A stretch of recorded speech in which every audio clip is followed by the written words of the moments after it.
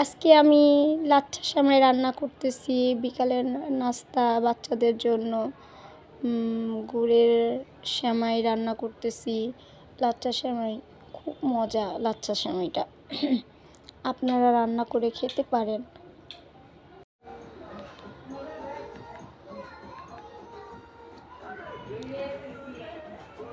বাচ্চারা গান শুনতেছে। আকাশ দেখা আনছে বুঝি ডানা কারা।